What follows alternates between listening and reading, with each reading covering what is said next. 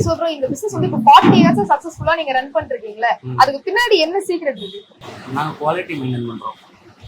ஆரம்ப காலத்துல இருந்து ஒரே இடத்துல தான் சீட்ஸ் வாங்குறது, பர்ச்சேஸ் பண்ணுறது எல்லாமே ஒரே இடம் தான். இந்த குவாலிட்டி மெயின்டைன் பண்ணுறதுனால அப்படியே ரன் ஆகிக்கிட்டே இருக்கு 40 இயர்ஸ். அது சக்சஸ்ஃபுல்லா அப்படியே போயிட்டே இருக்கு. ஆனா உங்க கஸ்டமர்ஸ்லாம் வந்து 20 இயர்ஸா நான் வாங்குறேன், 25 இயர்ஸா வாங்குறேன் அப்படின்னு சொல்றாங்க.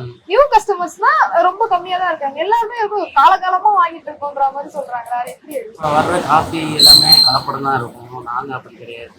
நாங்கள் வந்து லாபத்தை பார்க்க மாட்டோம். கஸ்டமர் வர்றதை தான் நாங்கள் பார்ப்போம். அதனால பியூரா அரிசி அப்படியே கொடுப்போம். மத்த காஃபிக்கும் உங்களுக்கும் என்ன டிஃபரன்ஸ் இருக்கும்? கர்நாடகாவிலேருந்து சிக்மங்களூர்லேருந்து இந்த சீட்ஸ் வரும். எங்களுக்கு அதான் ஃபர்ஸ்ட் குவாலிட்டி எங்களுக்கு.